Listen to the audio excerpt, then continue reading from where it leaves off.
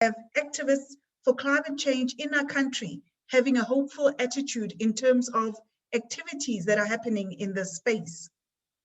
Before we go into the agenda and format for today, I'd just like to say thank you to the African Climate Reality Project and Al Gore's Climate Reality Project for hosting the stakeholder engagement session on their Zoom platform. The African branch, which is hosted by Food and Trees for Africa, is now their oldest international partner and continues to do amazing work in the space of climate policy, in exploring gender in climate, and campaigns around energy, waste, and climate justice. The formal agenda for today, as presented on the screen, will firstly be a presentation by Food and Trees for Africa led by Chris Wild, where he'll give background as to the why and the how the development of the standard came about. Secondly, making up the bulk of today's presentation will be a presentation done by Robbie Lowe from Prometheum Carbon, who are the primary technical partner of the standard. They will take you through the principles, technical aspects, and platform that has been developed.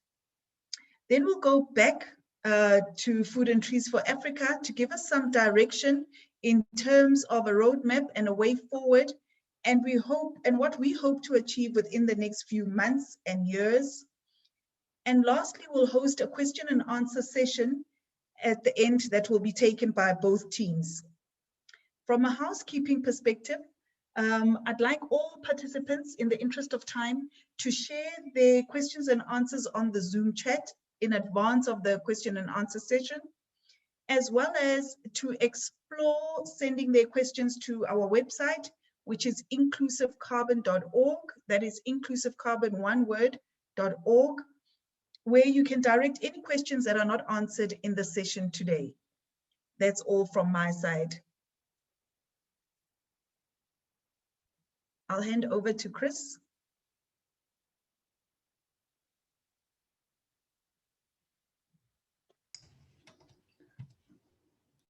Good morning. Good morning, everyone. Let me just get this up. Simone, am I sharing my screen? I'm on mute. Not yet. No? No. Sorry, just give me a sec.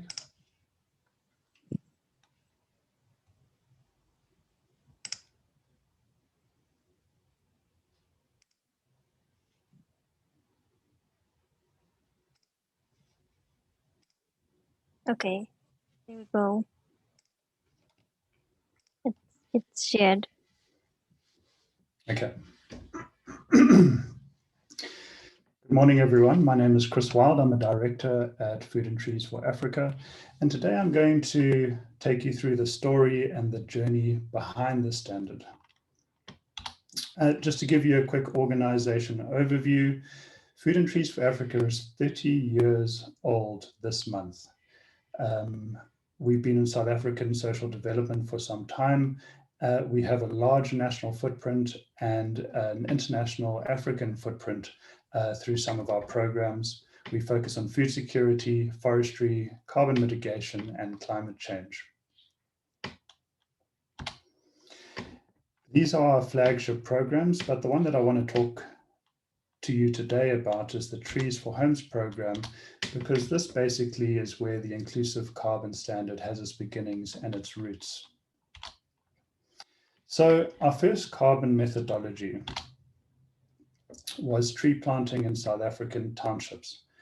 And it was a voluntary carbon standard methodology that basically looked at planting trees in townships and then estimating the biomass and issuing carbon credits from the biomass of the trees that were planted in townships.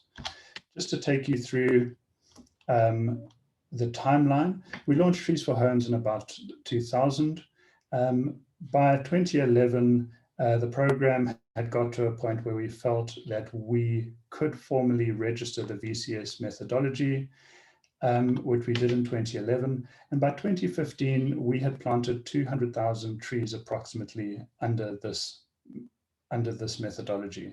And this is when we wanted to start the process of validation and issuing carbon credits. As you can see, there is a gap there between 2015 and 2018 because we found this process incredibly hard. Even though we'd done everything in accordance with the methodology, there were factors where we weren't able to actually get carbon credits issued. And this is what sparked the genesis of the Inclusive Carbon Standard. So just in summary, 200,000 trees planted, that would have been about 75,000 tons of carbon. And to date, there have been no credits issued for this program. So what were our challenges in basically issuing the carbon credits? Well, the first major challenge was the cost of audit. And there are a number of factors in this, ranging from few auditors, but more importantly, our methodology of audit was to basically fly people out to measure trees with calipers and then do a statistical sample analysis. And just in this sentence, you should see that there is a lot of human resource that has gone into it, and therefore the cost of audit goes up.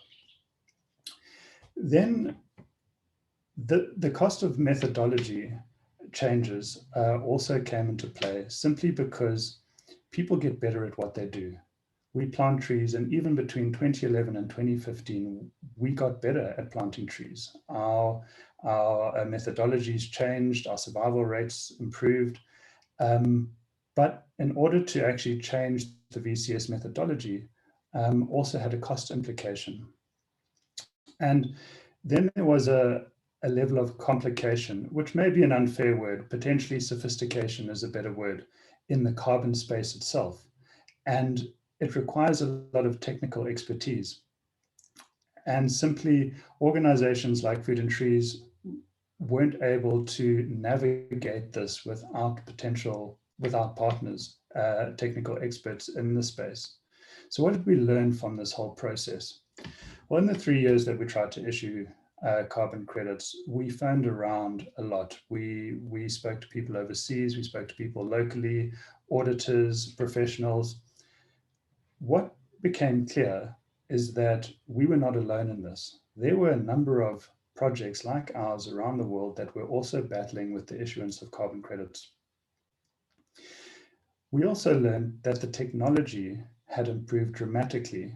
I don't think you can quite employ Moore's law to the carbon space, but basically the technology with regard to renewables and measurement, and if you think of things like drones and LiDAR and satellites, the technology had improved massively over this time. And in fact, our own methodology for audit potentially was outdated just in that short space of time. Then there was accessibility to this space. And I spoke about that under the level of complication a little bit, but it's a very difficult space for an average organization to access.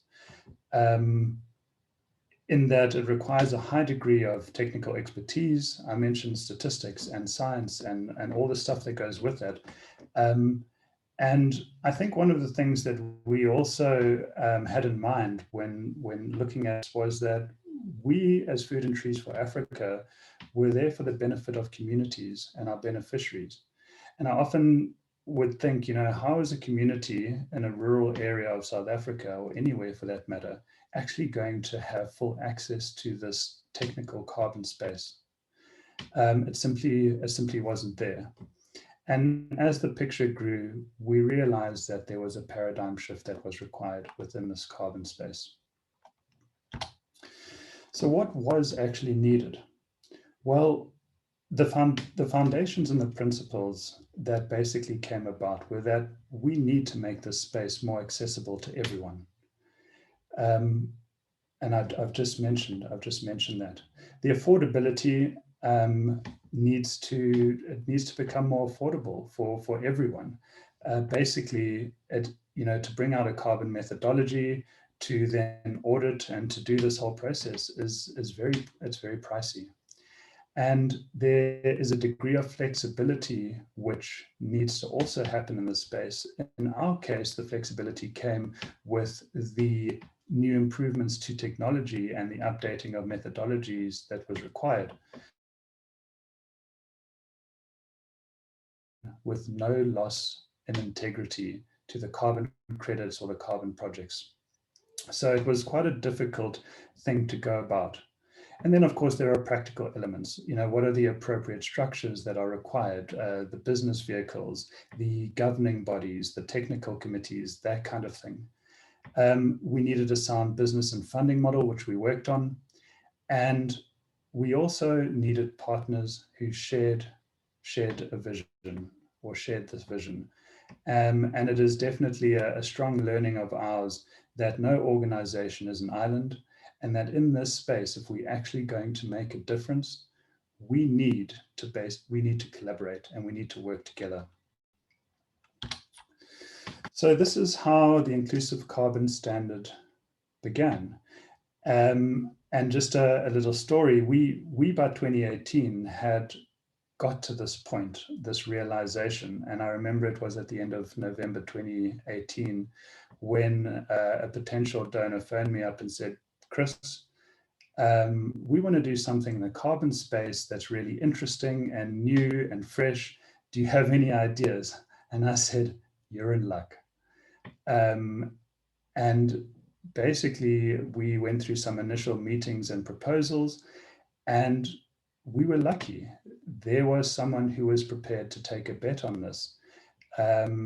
Obviously, with a lot of work that had already happened, and basically the project began. We had found funding, and this is where it started. And there was first a little bit of internal preparation, and I remember calling the team together, and we spoke about it, and they looked at me and they were, Chris, this is going to be a lot of work. And I said, yes, it is. But this is also going to be an amazing project if we go down this road and get it right. And I don't think that we should not go down this road. We got to see where it leads. And then it was about finding partners that were going to share this journey with us. And, you know, we spoke to a few people, and I won't mention any names, but we went to some previous people that we had worked with, and they said, the answer generally was, well, look, this is an amazing project, but we simply don't have time at the moment to take this on. And I remember then having a meeting with Prometheum, who we had worked with on other projects before.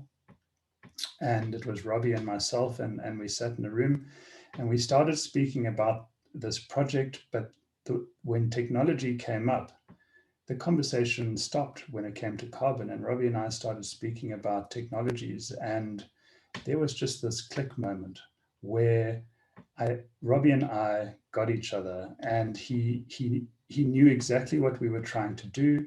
We had the same ethics around the technology space and the carbon space, that we were trying to get this right. And that is basically how Prometheum came on board. And so at the same time, we started to unpack the requirements. Technologies I've mentioned, simply because the technologies have become good enough to basically go down this road. One of the things that I wanted to push onto the project was an open source framework. For those who are not sure what that is, it basically means that it is development code and a framework that is free for the world to see and potentially comment on, and potentially even modify and have a look at. But basically that there were no secrets in what we were trying to do. And then the other thing that came up early on, and something that we wanted to put forward, was component methodologies, which will be spoken a little bit about just now. But at the moment, when you register a carbon project, you have to register a number of elements in its entirety.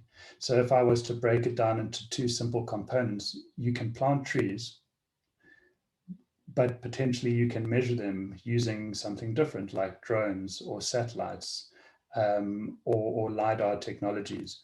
And so the idea was to break down component methodologies so people could basically develop their own projects in a certain way.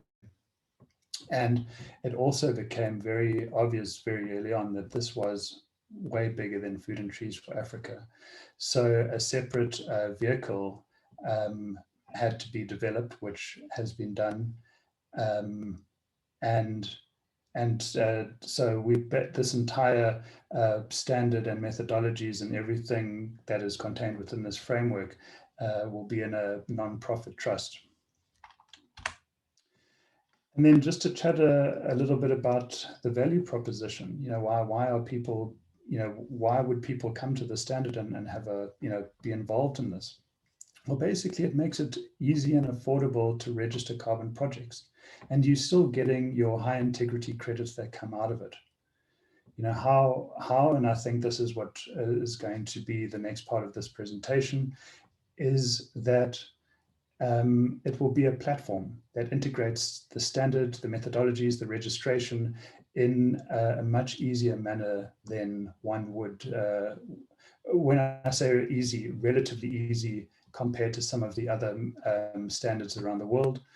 And then why would someone do this? It's simply because there are a lot of people currently that are doing good work in this space. And we're trying to make it easier for them to be rewarded for the good work and maintain that high degree of integrity. And ultimately, you get to focus on the work and not the admin. And it is at this point that I would like to hand over to Prometheum Carbon.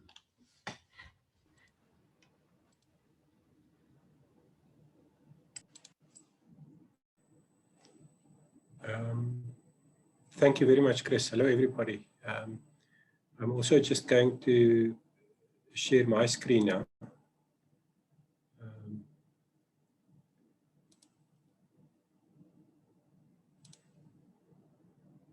Chris, if you can maybe just let me know when you can see it. We can see your screen, Robbie. And seeing that you answered, I assume you can hear me. Correct. Okay, thank you. So everybody can. Hello, everybody. I'm Robbie Lowe. I'm from Prometheum Carbon.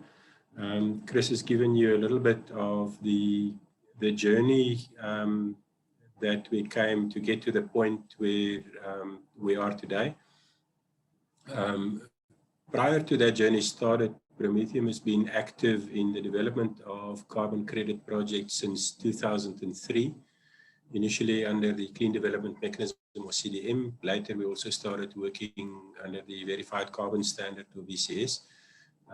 So we do have quite a long experience in the actual use of standards. We've also been very intimately involved in the development of the South African Carbon Offset Administration System, or FAQS, that many of you may know. And this project has really brought together many years of experience in actually working with carbon very intimately. So what we've got, let me just see if I can get my, so what I'll be covering with you very briefly is a need for a new standard. It will link very closely to what Chris has been talking about, overview of the carbon process, principles underlying the development of the standard, the structure of the standard, the project cycle in the standard, and then we talk about governance. And then the very last slide, in the run-up to this presentation, we've had a number of phone calls where people have asked questions.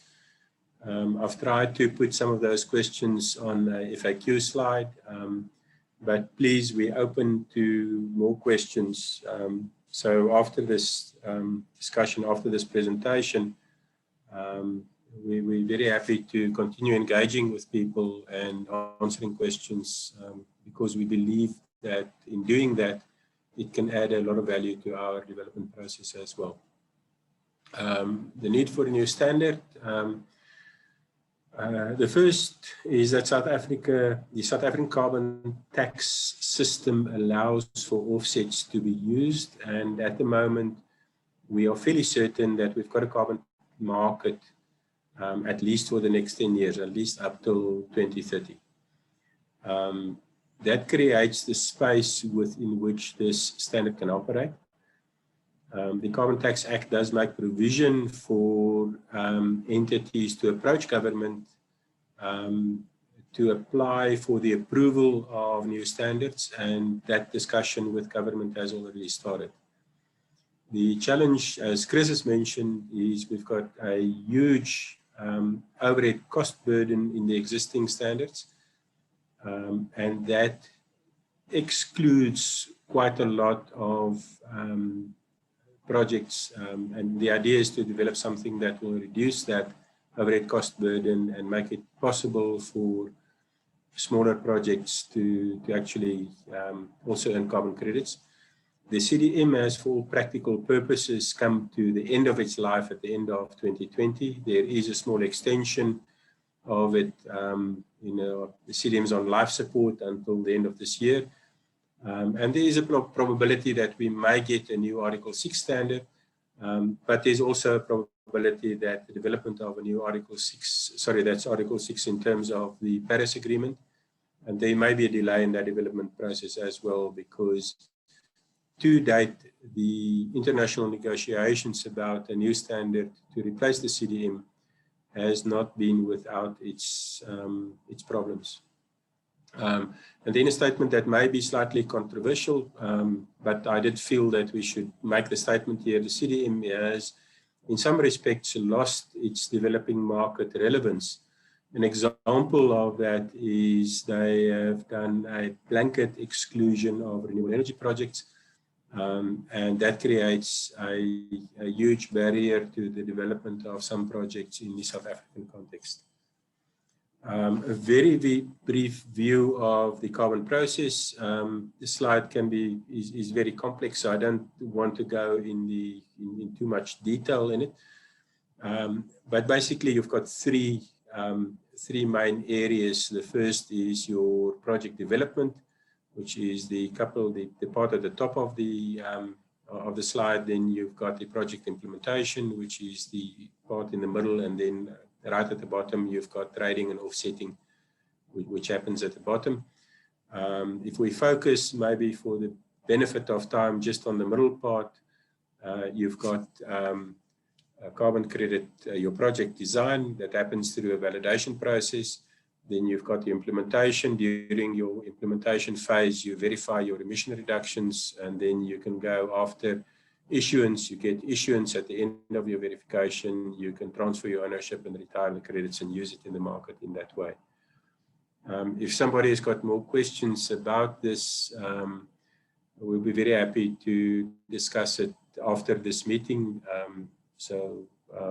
I don't want to go into too much time here. Very briefly here, right at the top, we've listed the different standards, and we've also put inclusive carbon standard in there that we hope will end up to be a self-fulfilling prophecy, so that once the standard goes live, we can actually use this. The principles underlying the development of the standard, we focused on two main things. The first was a non-negotiable, which is the credibility and the integrity of the standard. And there we focus on three spheres. The first is environmental integrity. That basically means that a ton of carbon is a ton of carbon. If you issue 1 ton of CO2 as a carbon credit, you must be 100% sure that that emission reduction has actually occurred. Social integrity talks to the interplay, the interaction between the projects that achieve the emission reduction and the social environment within the context of the socioeconomics of South Africa. And then the economic integrity is, at the end of the day, we hope that this will integrate with the South African carbon tax system, and therefore you can get revenue from this project, and that revenue must then be able to flow to the beneficiaries, to the project owners, in order to then achieve the socioeconomic output that we want. On the cost side, I've got some more slides that will talk to cost a bit later on, but the project must be cost, or the standard must be cost effective. We've already referred, both Chris and myself, to the high cost of the existing systems, of the existing standards, and then it must allow for the inclusion of smaller projects that are currently excluded due to the high cost of the other standards. And then it must enable the economic integrity that we spoke about. This slide talks a little bit about the trade-off between cost and integrity or credibility.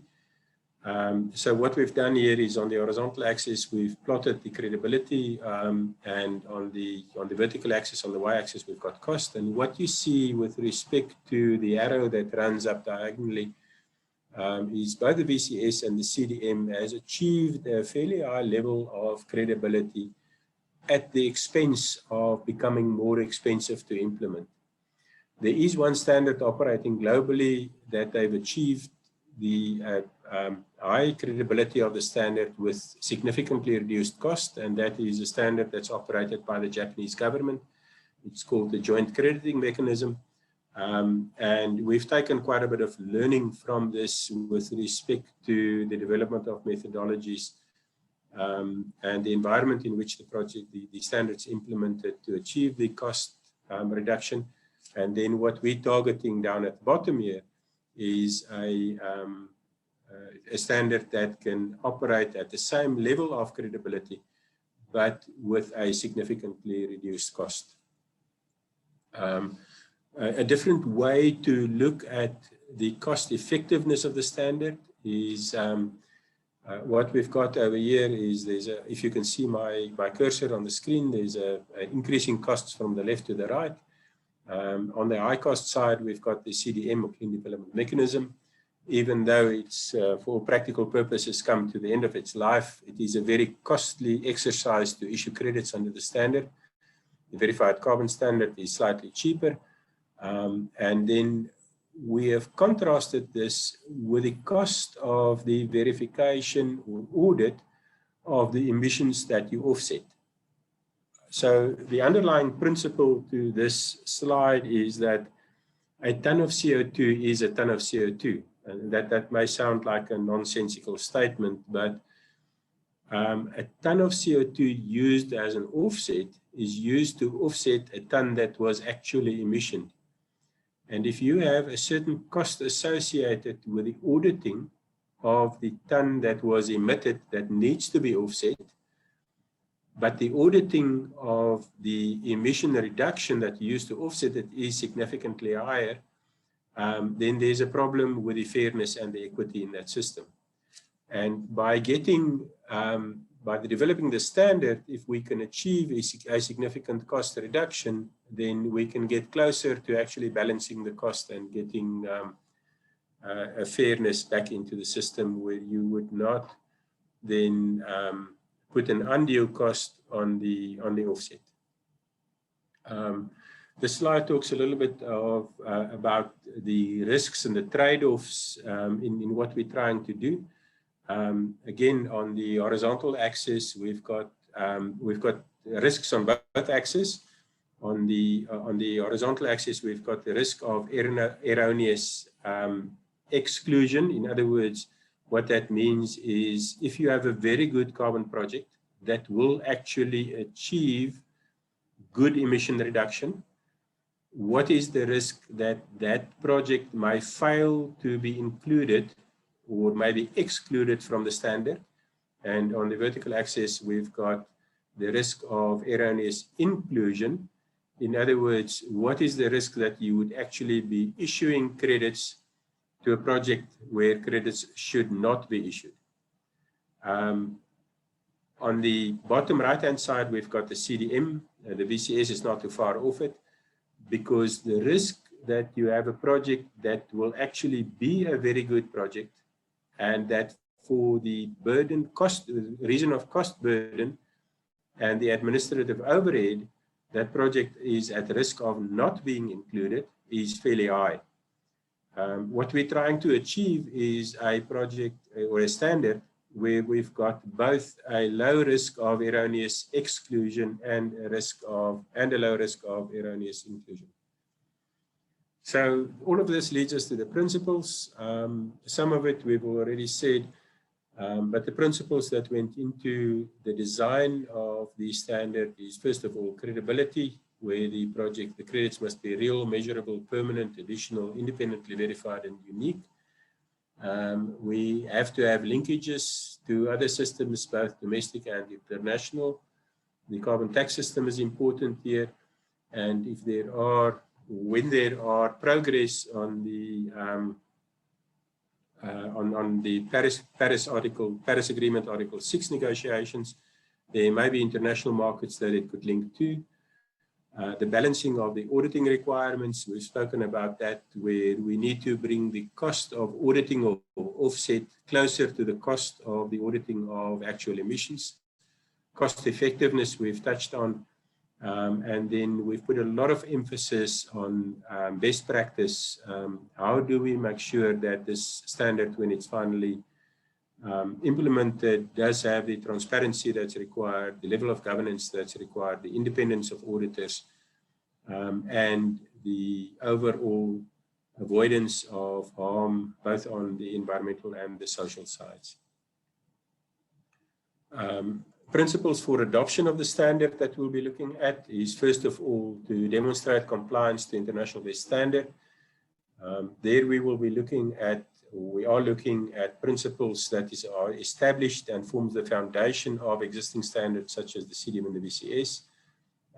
We're looking at ICROA, that's the International Coalition for, the International Carbon Reduction Offset Alliance.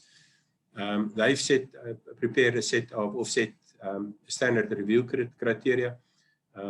There's a new set of principles that comes out, and that's aligned with the long-term objectives of the Paris Agreement, called the Oxford Principles for Net Zero Aligned Carbon Offsetting.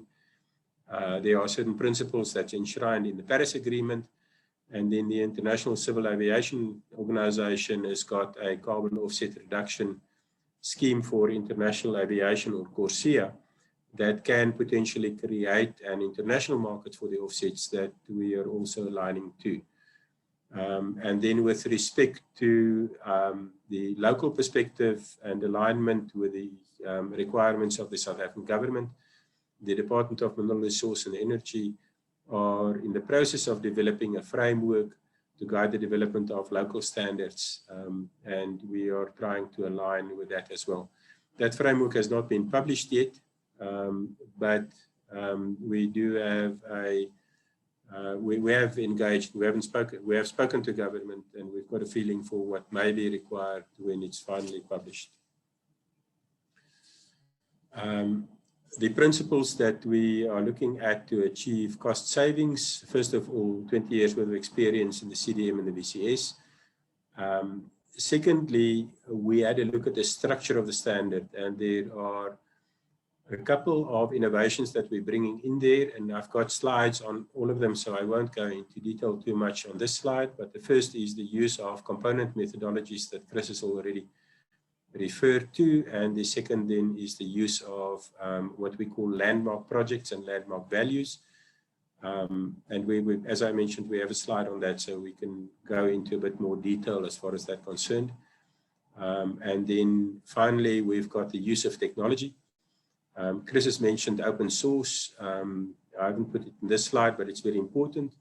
And then we're looking at a cloud-based system that will make use of the Internet of Things, or IoT, specifically with respect to the acquisition of monitoring data, and also distributed ledger technology to ensure the confidence that you've got in the system and the immutability of the data that goes into the system. So the way in which it is structured is the standard as a whole. At the top, we start with the governance. We've got bodies and procedures for methodology approvals and revisions, methodologies and procedures for project approvals, and the same for the credit issuance and retirements. The standard then, when you start looking at the implementation, the first layer is the development of the component methodologies. And maybe I must pause a little bit here to talk about that. We've got provision for any project that is registered on the system must use at least one or 4 types of component methodologies. It's project details, additionality, baseline, and monitoring methodology.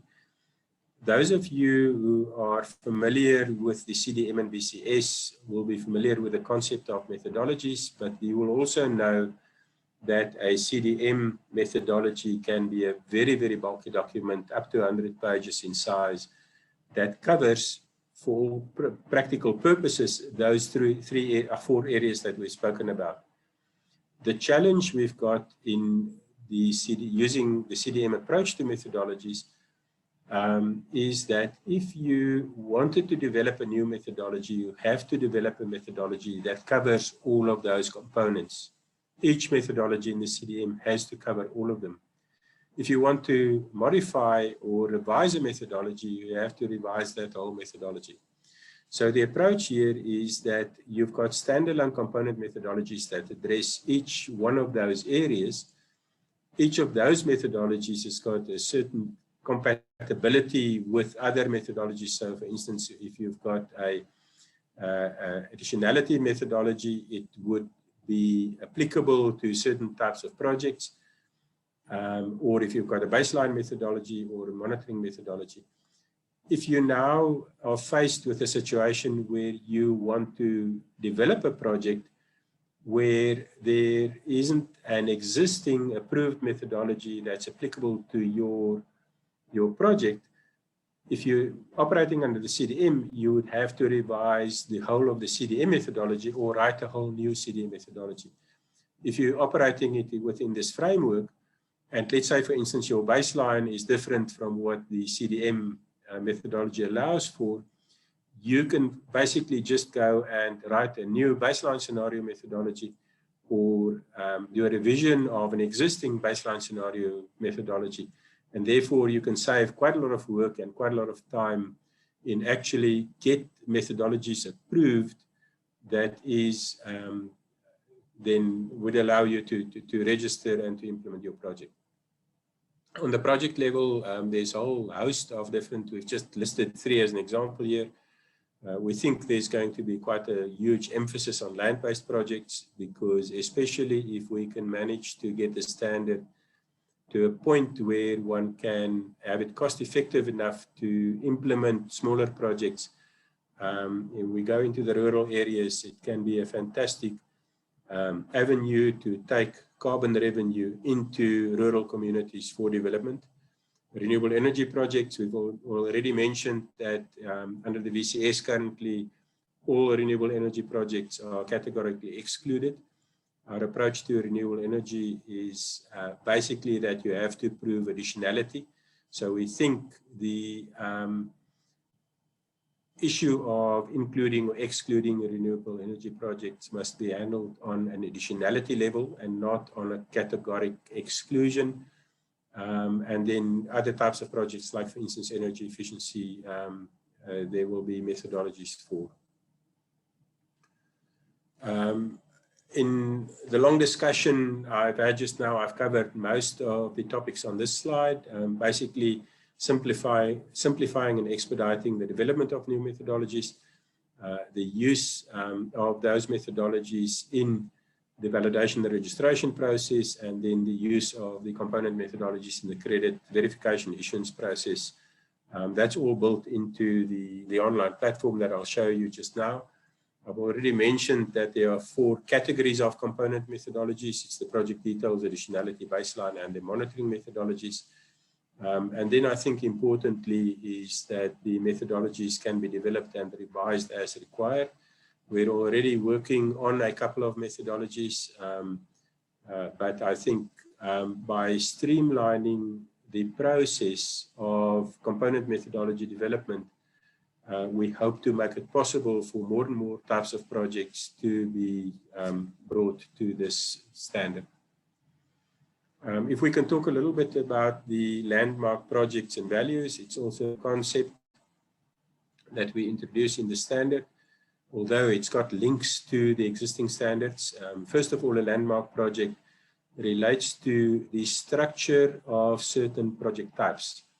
So if you can imagine a situation where we've got a host of approved component methodologies in all 4 categories. It's the project description, additionality, baseline, and the monitoring methodologies, projects can use unique combinations of component methodologies.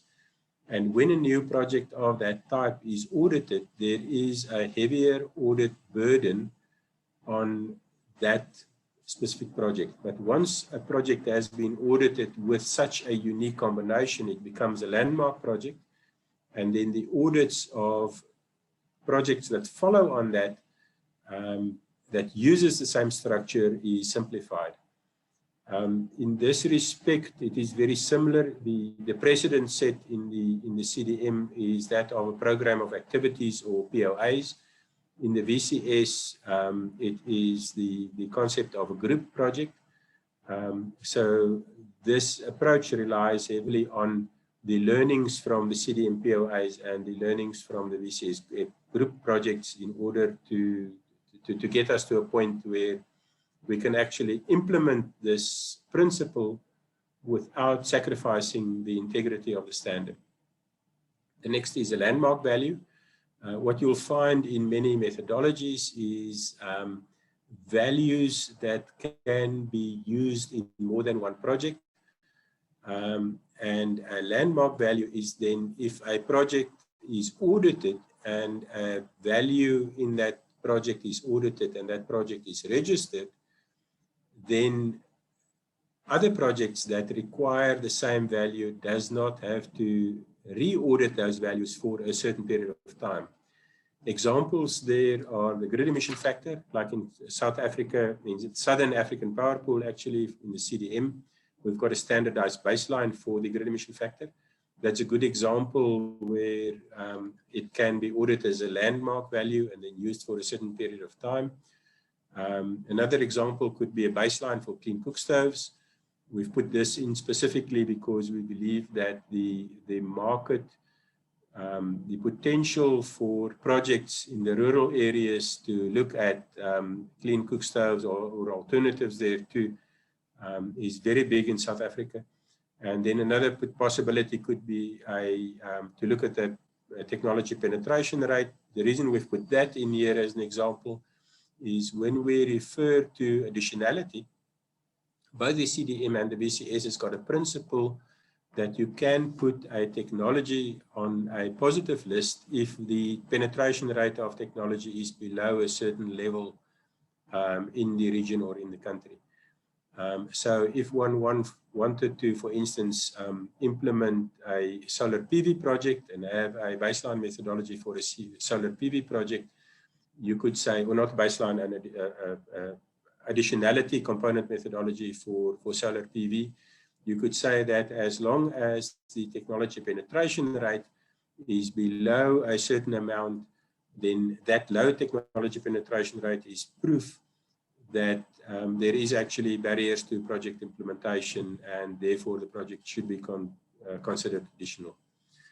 So those are examples of landmark values. And as I mentioned, the parallel to this in the CDM is the use of what the CDM calls standardized baselines. If we look at the project cycle, it's very similar to the CDM and VCS project cycles, but all of this will happen on an online platform. So the first step would be to register on the platform as a user. Typically, this can be a project owner that says, I want to develop a tree planting project or a clean cook stove project or whatever. The next step would then be to select your component methodologies. In other words, you would have a look through the menu of existing approved component methodologies, and if there are sufficient component methodologies that is applicable to your project, you can just select them and use them, or if you don't have one, you can propose a new methodology or revise an existing component methodology. The next is then to upload the project. So what practically happens on the platform is when you select your component methodologies, the platform automatically creates the template that is then becomes your project description at the end of the day, or the project summary. So you don't have to go and sit down like you do in the CDM and VCS and write a 50 to 100-page document from scratch. You are basically presented with a template that you can fill in certain information, and that then creates your project summary. It is also at this point that you specify the Internet of Things or IoT addresses, and that then enables the monitoring of the project to happen automatically from this point forward. The project then goes into a validation stage. The validation is done by an accredited auditor, and we'll talk a little bit just now about who the accredited auditors are. The auditors must give consideration to landmark projects and landmark values that have previously been audited and are registered as projects. And then the project is registered on completion of the validation audit and after a period for public comment. The monitoring, monitoring always relates to data. The data can either be entered into the system, that's done manually for certain types of information that cannot be automatically acquired. But for other types of information, like for instance, let's say you've got an electricity meter or a water flow meter or something like that, that data can automatically be uploaded from an IoT device directly through the web interface. And that then lightens the audit burden very significantly. If anybody that's listening has been involved in CDM audits, you would know how much time is spent by auditors poring over spreadsheets, looking at data extracted from meters manually.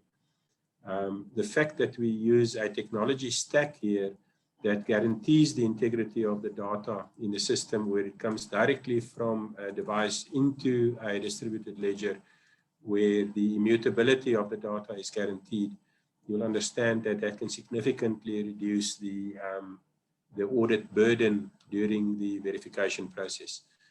Then the monitoring report is generated automatically by the system. Again, it then saves you the cost of having somebody sit down and write the monitoring report. You would basically enter the start date and the end date of the monitoring period.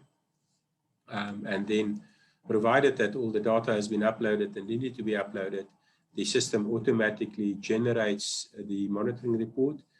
This again builds on the foundation of the component methodologies, because the template for the monitoring report is actually generated from the component methodologies.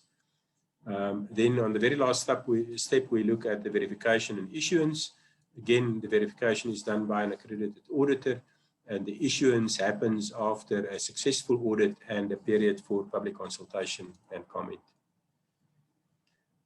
Accredited auditors, the approach we've taken here is similar, or it's actually the same as what the VCS used to have. There is a ISO standard, ISO 14065, that accredits certain organization bodies to be able to audit greenhouse gas emission reduction projects. SANAS, the South African National Accreditation System, and the IAF, which is the international body that SANAS belongs to, they actually do accredit auditors for ISO 14065. So the idea here is to make optimal use of existing infrastructure. At the moment, there is one auditing company that has already been accredited by SANAS under 14065, and we know of more auditing companies that has either started the process or will start the process soon. So we do not, as the CDM and VCS currently have to build a system for the accreditation of auditors into the standard, because that infrastructure already exists. So part of the streamlining of this is actually to then make optimal use of that existing infrastructure.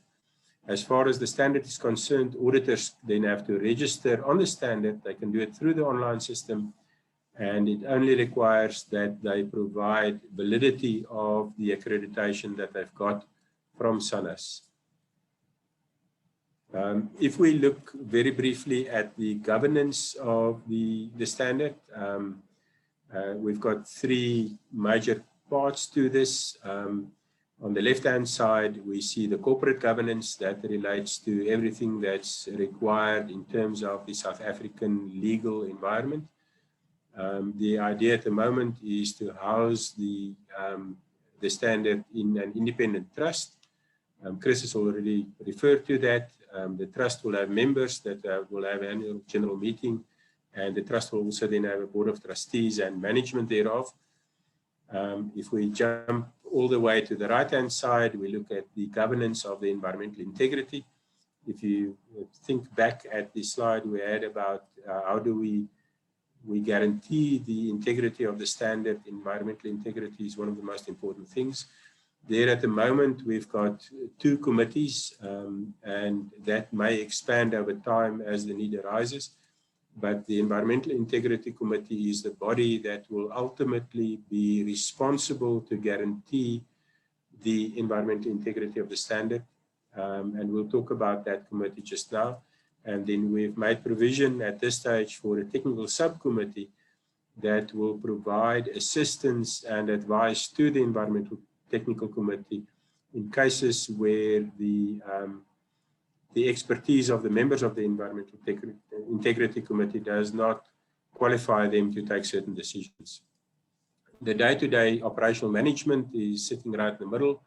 That will happen by the standard Secretariat, and users will interface with the standard through the web interface, and we'll show you just now what the current version of it looks like.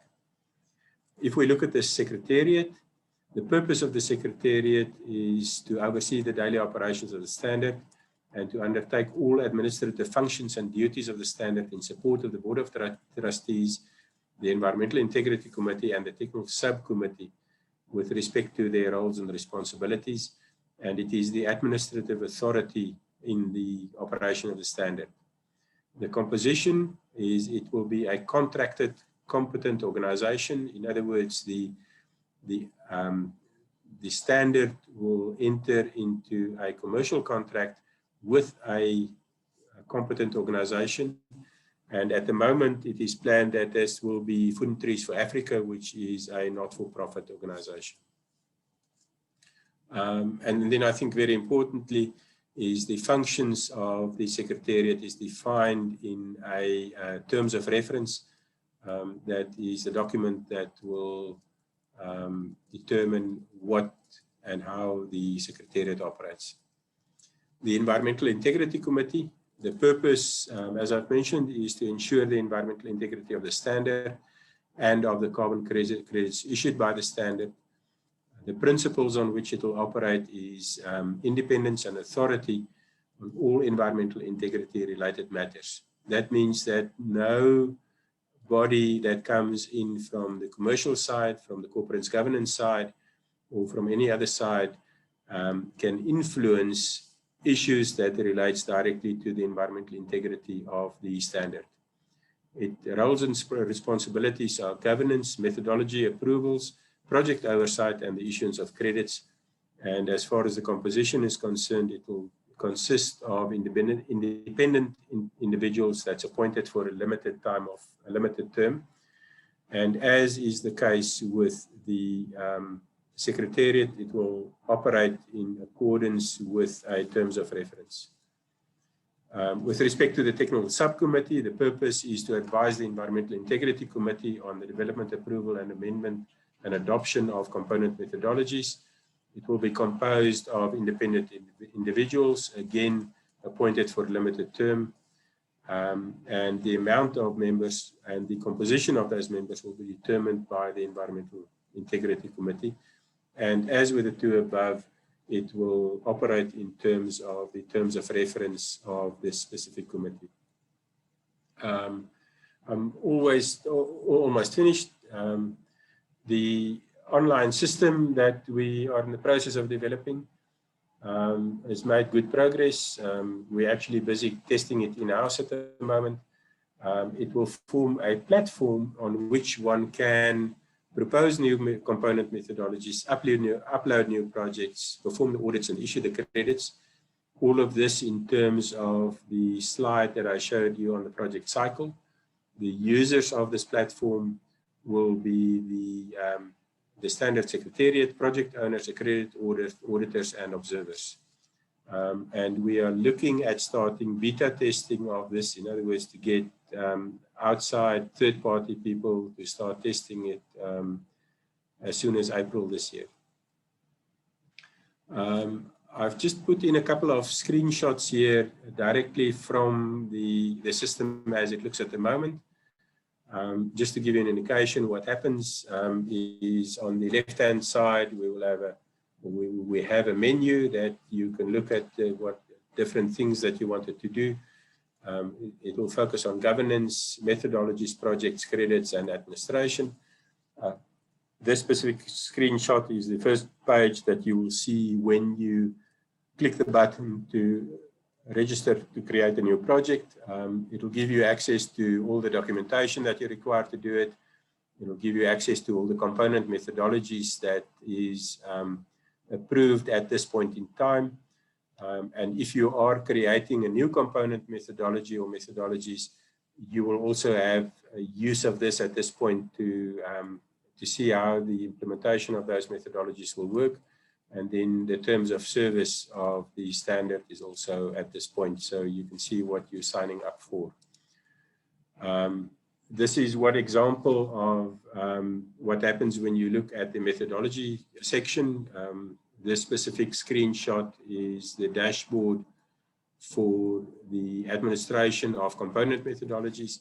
So basically what you'll see here is the title of the methodologies, the type of methodology you've got, the category under which it falls, sectoral scope that it covers, description of the methodology, and then certain things that you can do with respect to the editing, the use of the methodologies, and you can download the methodology as a PDF.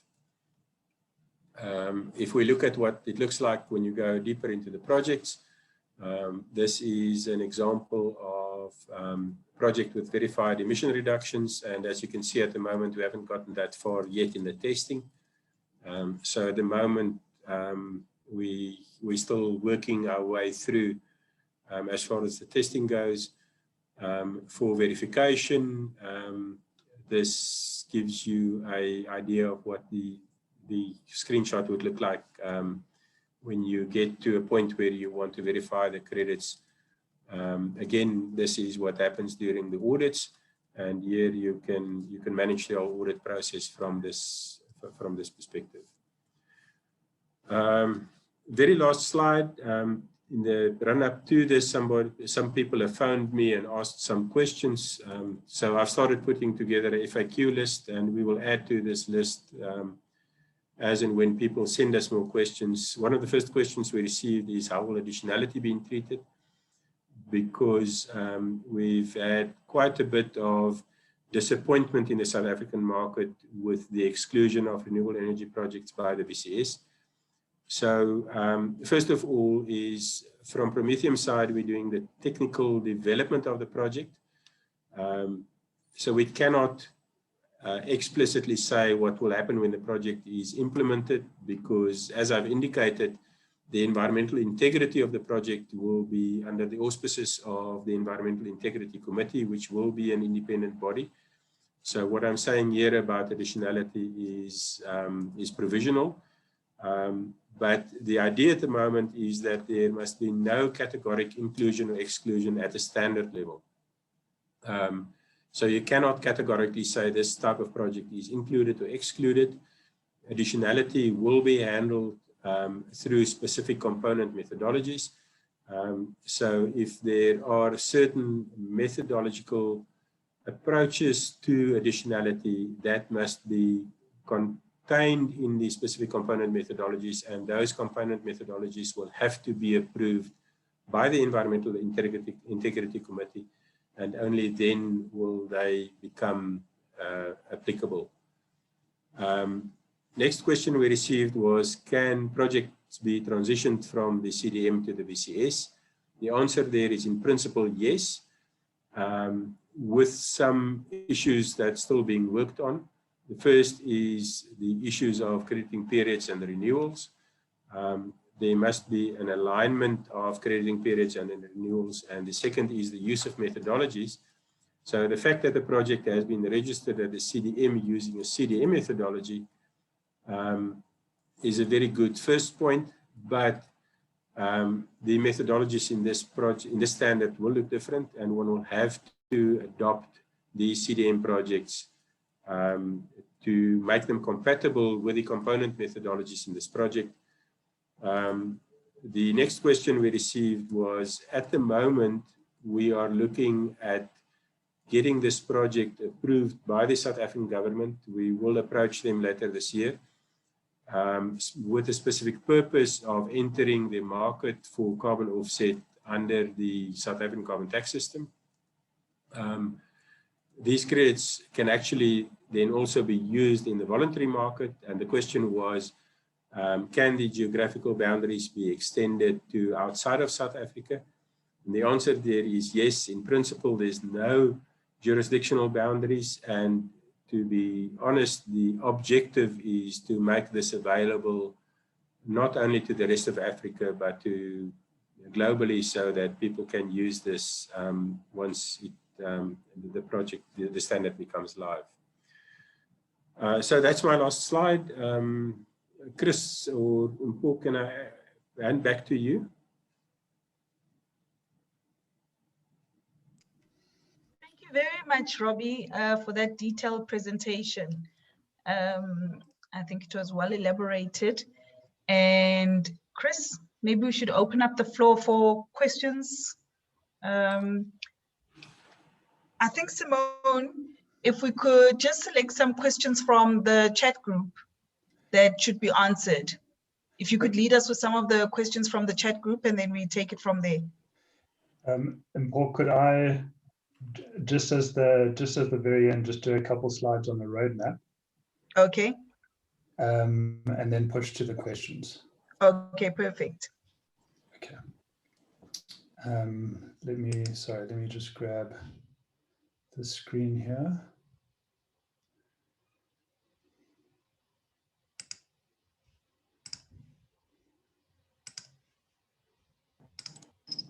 Chris, just while you're opening up, Olivia has been taking notes on some of the questions. So when we get to the questions, she's been violently typing here, making notes on. Okay. So these are a few brief slides, and I noticed some of the questions as well are some of, related to these. So Robbie has mentioned, what have we done to date? We've got version 1 of the standard. We've got some component methodologies. We have made submissions for review in relation to South African carbon framework, which we hope to be basically engaging with the government later on this year when that actually happens. We have built the distributed ledger proof of concept, the platform Robbie has shown. The governing body, technical body framework Robbie covered, and the process of the trust registration has started. What we're looking for now, basically, is the development of other methodologies and component methodologies in the ecosystem. Just to maybe for some of the less technical people in the audience to kind of to draw a parallel. In principle, this is kind of like an Android phone system. And what we're looking for is the development of applications, apps, in this case, methodologies within the Android system. And as Robbie mentioned, there are no exclusions: renewable energy, energy efficiency, waste recycling, conservation, subsoil agriculture, and reforestation. We're looking for your support. This, as Robbie mentioned, we're looking beyond South Africa, and this has the potential to be a global standard. And as South Africans, I think, and Africans potentially, we can band together to do something really great here. And then, of course, I did notice a question on funding. we are still looking for funding of various elements, particularly for the new methodologies. When you're doing this kind of work, there will be upgrades to the platform as time goes on, and ultimately we want to reach a critical mass.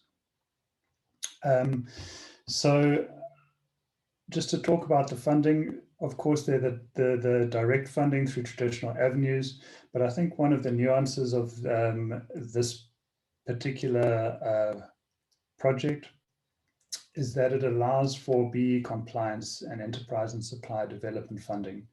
And this is speaking to South Africans now and corporates in South Africa mainly. But intrinsically, you would look, because remember, this is about communities and getting communities involved in the carbon market, and potentially they would be supplying companies back with carbon credits. So your enterprise and supply development models and your CSI models and potentially skills development models all fit within this. And it was actually part of the original design of funding that we were looking at. So companies can support this basically through these funds that they have at their companies. And of course, innovation funds. And then if it's not about funding, we're also looking for collaboration. As Robbie mentioned, we're going to be making submissions later this year to the South African government. The more people that we have on board with this, the more likely it is that we're going to be accepted as the first South African carbon standard. So we're looking for that support as well. Existing methodologies, yes.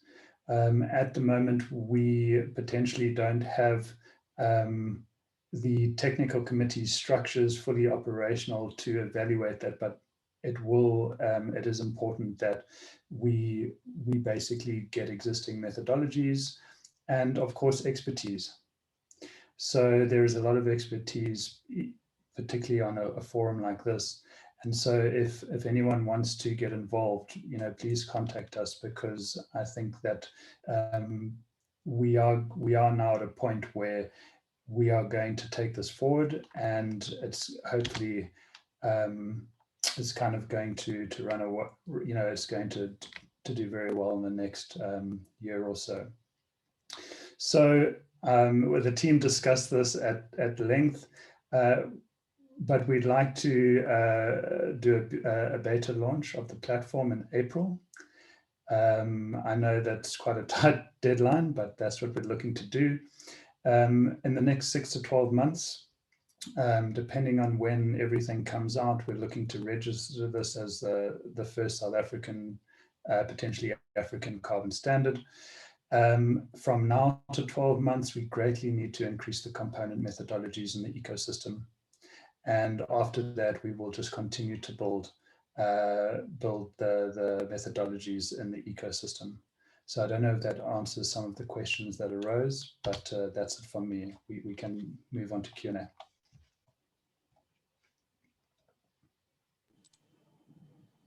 Thank you, Chris. Simone, do you want to highlight some of the questions on the chat? Yeah, I think Robbie mentioned Olivia picked up a few. Olivia? Hi everybody. I'll go through some of the questions fairly quickly. Chris and Robbie and Simone, very welcome to chip in wherever you'd like to do so. But I'll just go through them as they were received, and perhaps where some of them are duplicated or have the same queries, I won't necessarily repeat them there.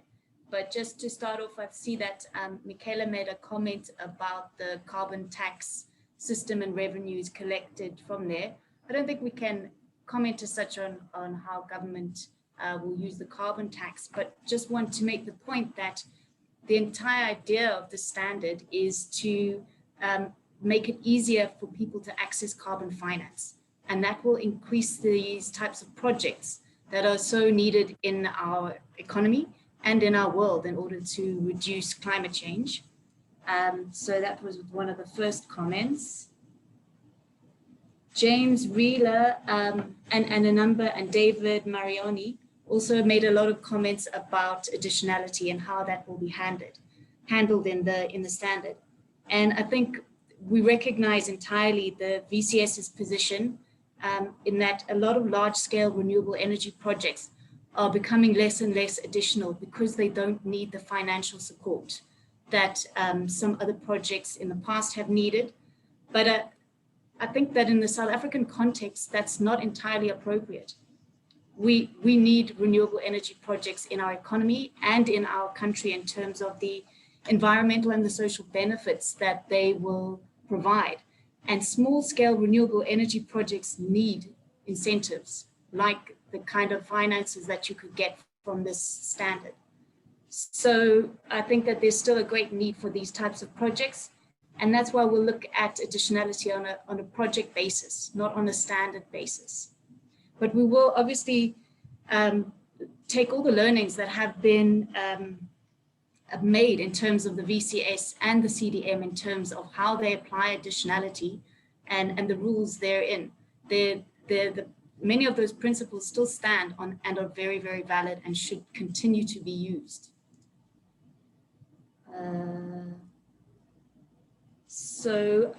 James Reeler also asked about the validity of landmark values. Absolutely correct. I agree with what you said there. Landmark values will have time constraints. For instance, if you have a landmark value on a penetration rate of a certain renewable energy technology in South Africa, that can change from year to year. And we certainly will consider time constraints, maybe as a year or two. The same would apply, for instance, to a landmark value for the South African or the Southern African power pool grid emission factor. These things change on a regular basis, but and they need to be updated in a determined time frame. Anoki asked also about additionality, and I think we've covered that. And just to say again that we need small-scale renewable energy projects, certainly, in this country. Guy Midgley asked a question, and it was repeated further on, about the permanence of a FOLU type of projects. Yes, understood and agreed. The standard will make provision to undertake various risk assessments with regards to proving permanence. And just to say that the standard is in development, and we expect that there will be a consultation period where people will get to voice opinions, critique, provide alternative options in terms of the rules that we're putting forward and the terms and the conditions, so to speak. Olivia, if I can maybe just come in here. I think we've got to distinguish at this point between creating the structure of the standard and the implementation, the use of that structure to guarantee the environmental integrity. So the idea is very much at the moment to base the approach of permanence on similar to the VCS, where they've got a reserve and based on a risk assessment, a certain portion of the credits on issuance is transferred to the reserve. That's the only alternative we could see to the CDM's totally unacceptable use of temporary credits. But at the end of the day, there will be a structure in which the Environmental Integrity Committee will take decisions on the levels of risk, the amount of credits, and the Environmental Integrity Committee as an independent body will then have oversight over how the variables within the structure is managed.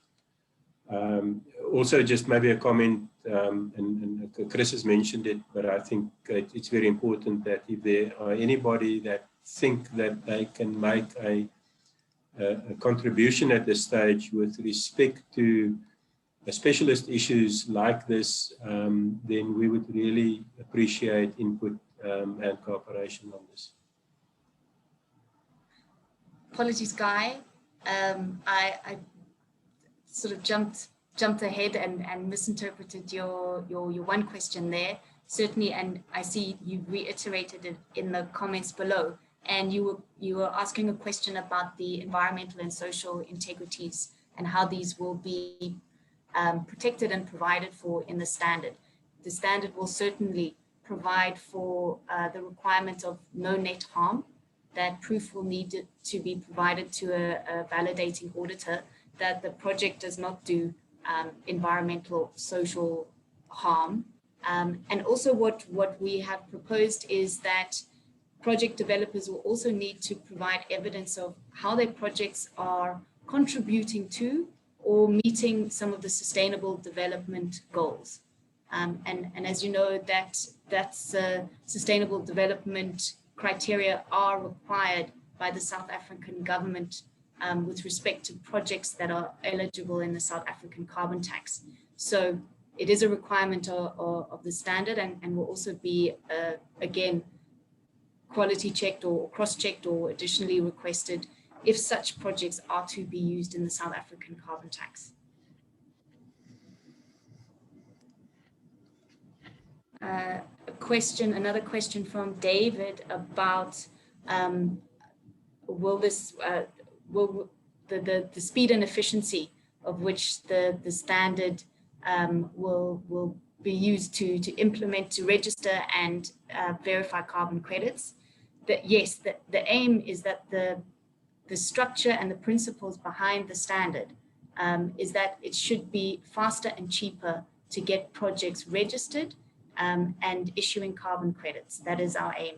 And the provision of exciting new technology is one of the ways in which we intend to do that, as well as a lot of learnings in terms of processes, how to make processes more easier and faster to complete.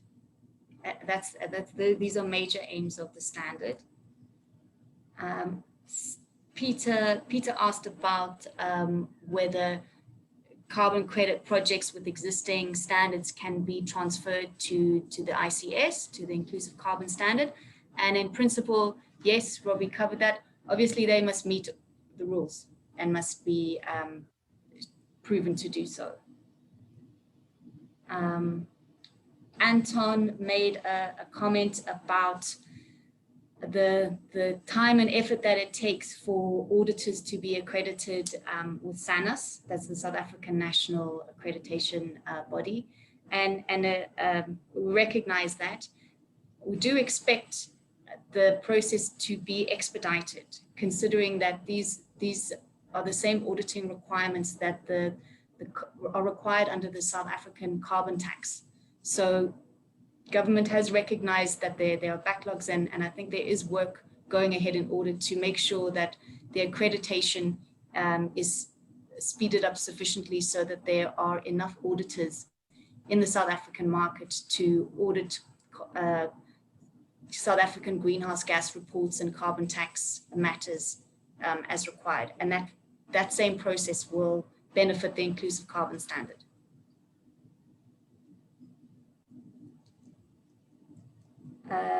Then I think there was a question, there were more questions about non-permanence, which I think we've discussed and said that those provisions are being developed and there will be the opportunity to comment on those.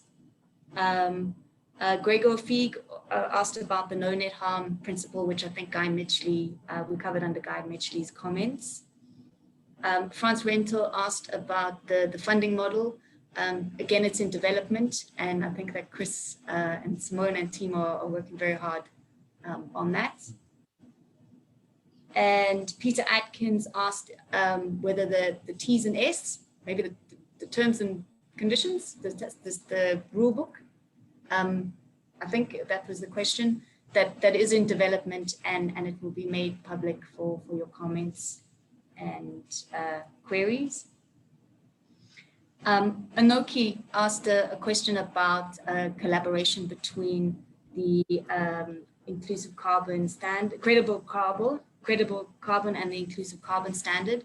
I think this is a question more for Chris, but I think in principle, Chris indicated that is open to collaborate with different options. So Chris, if you want to add to that. Yeah, the trick's in the name, inclusive carbon standard. I think we want to get as many people on board with this as possible, and we don't want to exclude anyone. I do have I'm also just having a look at the questions that are running down the side here, and just to mention a few other things. So for the less technical, and I include myself in that before this whole process,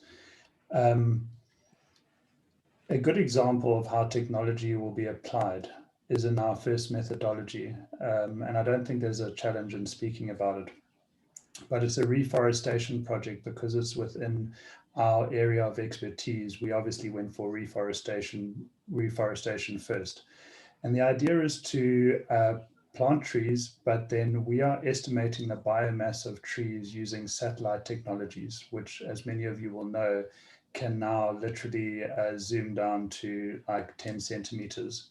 And from that, we're able to estimate biomass. So whereas previously you would have had to have people going out there with calipers and measuring and doing all sorts of things, we now have, well, not food and trees, but we have satellites that orbit the Earth every 24 hours that can basically estimate the biomass with the right methodologies.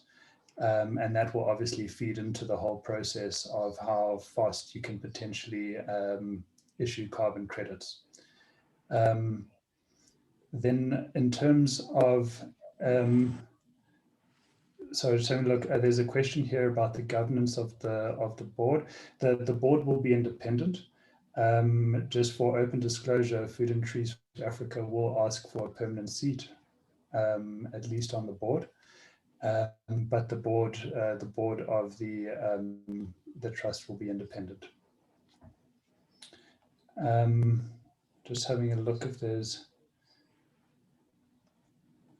there are any other questions that I can cover. Olivia, are there any other questions from your side that you'd like me to answer? I think you covered the one about the board. I think there was a direct question about whether Prometheum Carbon would be on the board, and that's not envisaged at this point. No. It would but yes, Food and Trees as the founding body of the standard, I think it would be beneficial to have Food and Trees on the board, and that will be there'll be regular changes of board members periodically. And there'll be systems for that in place. But, I think, And just to mention this, that there is a technical committee, which is not the board. They're two separate bodies.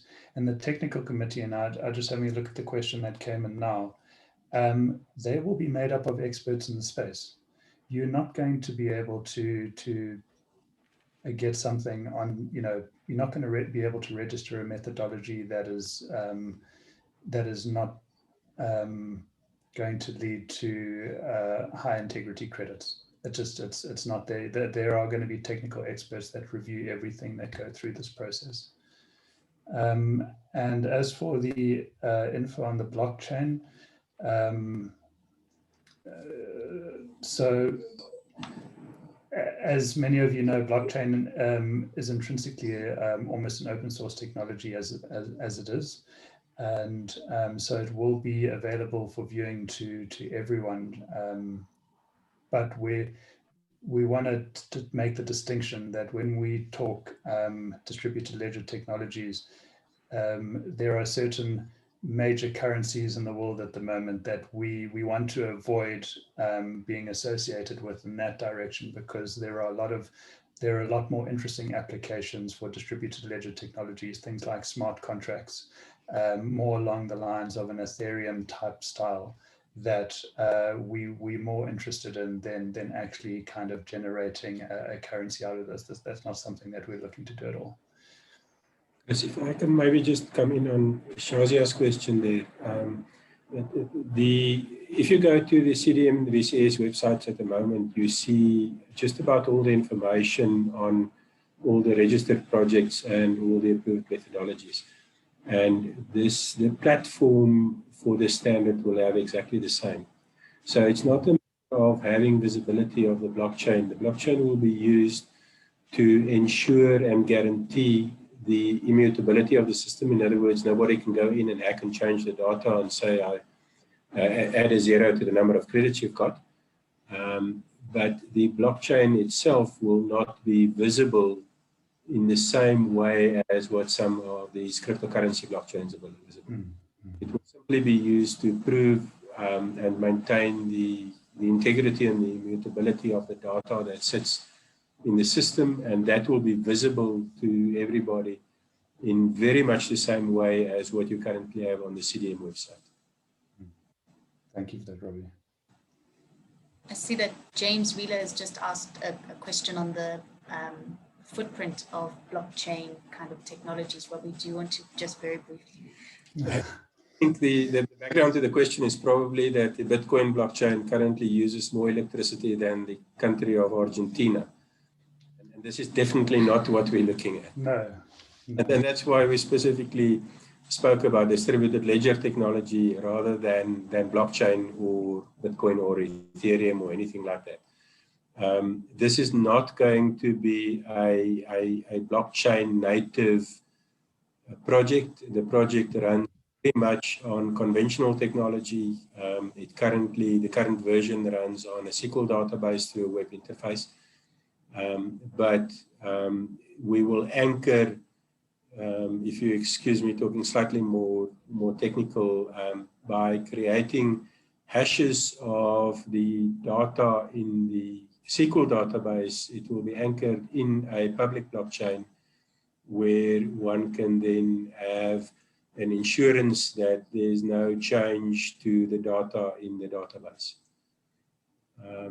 So the energy consumption will not be comparable to what you see in these public blockchains. The energy consumption will be simply that of a server that runs a standard conventional SQL database with its associated communication technologies and backup.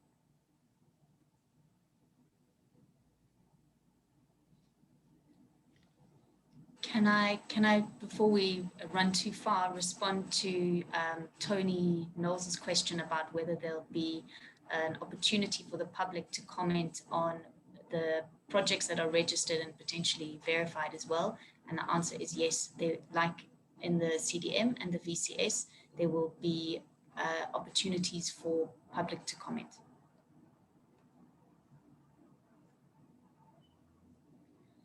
I don't have any personal advice to give on how to assist with the SANIS accreditation, but I guess we should start looking into that.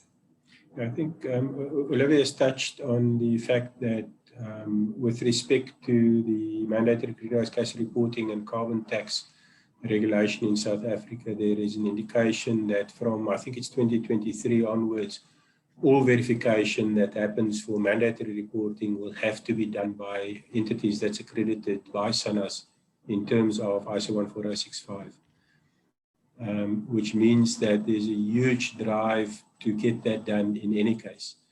So this standard will not be the biggest driving force in getting auditing entities accredited. That is already in progress through the verification guidance that has been issued by the Department of Environment, Forestry and Fisheries.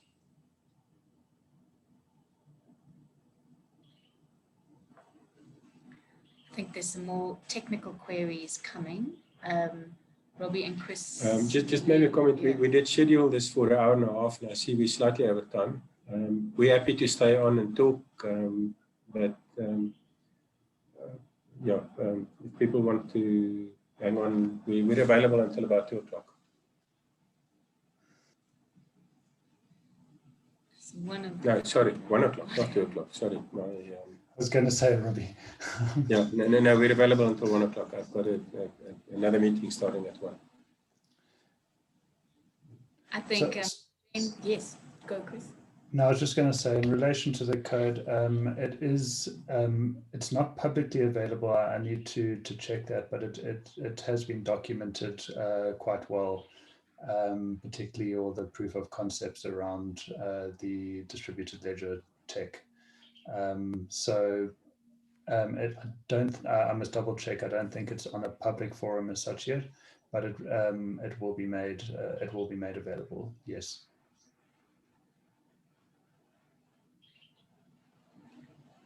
I think also perhaps David was asking about the security of the system, which maybe we can speak to. Yeah, so from Prometheum side, we've built quite a number of these systems. We're very well versed in securing them. The two examples that people on the school may be aware of is we've actually built and assisted the DMRE to make live the COA system. We've also built and assists on an ongoing basis with the operation of the Section 12L energy efficiency incentive system on behalf of SARS, the DMRE, and SANEDI. So the security will be standard security that we've got in all of these systems. It basically runs on a SSL certificate, and you've got all your firewalls and things in place to make sure that nothing is 100% unhackable, but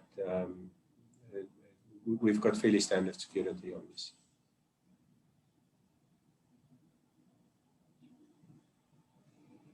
I think that was about all the questions. I hope we haven't left anyone out. Someone is nodding. No, I was gonna say, I think for any other questions, I'll just put the website on the chat, and then participants can go through there. And I think, yes, the presentation will definitely be made publicly available. Yeah, and then maybe just to reiterate, please, anybody who's got ideas, anybody who think that they can contribute, anybody that's got questions, we will be putting all of the questions from the session and other questions that we've received into a stakeholder report, and that will also be available. And we will definitely consider any suggestions about what needs to be included, what can we do to further enhance the integrity of the system. We are also we've already approached certain individuals to assist, to serve on the Environmental Integrity Committee and the technical subcommittees. If there's anybody that we've not approached yet that feel that they can make a contribution, please talk to us. We would really, there was one question about the governance that said, is Food and Trees and Prometheum going to be the board members? And I think that's very fundamental. And I think Chris has spelled it out well in the beginning. This has to be a South African effort that's there for the benefit of South Africa and the people that live in it and the environment that we've got, not only in this country, but globally if we deal with climate change. The idea is definitely not that this is a Food and Trees and Prometheum vehicle. From Prometheum side, we're very grateful that we can be involved in the development, and we're very happy to open it up, to step away, to make sure that whatever is necessary to be done to make this a national effort to the benefit of everybody, that happens. The intent here is really not to create a commercial opportunity for us, and I think Chris will say the same for Food and Trees.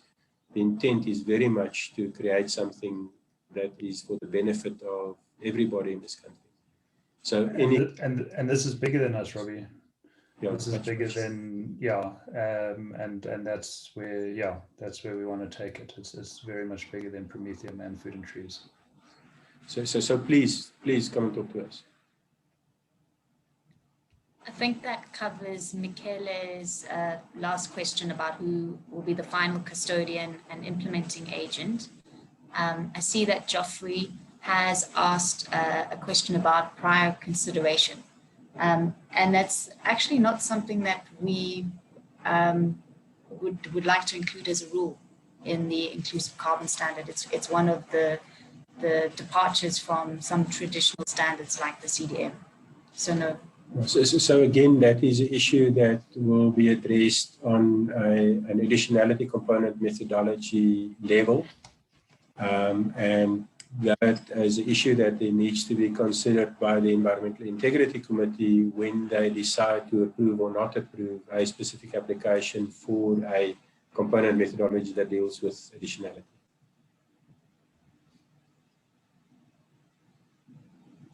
Peter also had a question about estimating the costs at this point. It's very, very difficult. The idea is that there's a number of costs built into carbon credits generally, and it's generally three components to the cost. The first is the cost of preparing your documents. The second is the cost of audits, and the third is the cost of issuance that's paid directly to the standard. With respect to the cost of generating the documents, and that's where Prometheum makes a living, and that's where we're actually working ourselves out of the business here, because the system will automatically generate most of the documents based on the component methodologies. So if you select certain component methodologies, that becomes the template. In the project registration stage, the project owner can actually fill it in themselves. They do not have to hire us to do that. During the validation, the verification stage, once the data is in the system will generate the monitoring reports by itself. So you don't have to hire us, or you don't have to pay us anything. On the audit side, the initial validation audit will be the same as what it is at the moment, because the auditor basically has to confirm the project is real, confirm it's there, confirm the meters are there, everything is like that. There is a potential for small savings through the use of landmark projects and landmark values, but we don't think that's going to be a very major portion of the costs. On the verification audits, the auditors will confirm, basically they will have to audit all the manually input data. In other words, the methodology will say, let's say it's a PV plant, confirm that the PV panels are still there. The auditor will have to say, yes, I've confirmed, and it ticks the box. But as far as the actual auditing of the electricity production data is concerned, you will not have to audit that, because that came directly out of an IoT device directly into the database that is anchored in a blockchain. So there's no audit requirements there. So the idea initially, on the very first day, we said, and I think it was Elon Musk who first said, if you can't reduce the life cycle cost of something by a factor of 10, you should not try. You should go home. And we think that by the time this standard is well up and running and everything is sorted out, we hope that we'll be able to reduce the life cycle cost cradle to grave of a carbon credit by at least factor 10. If we can achieve that, then I'll be very happy. At least, I think.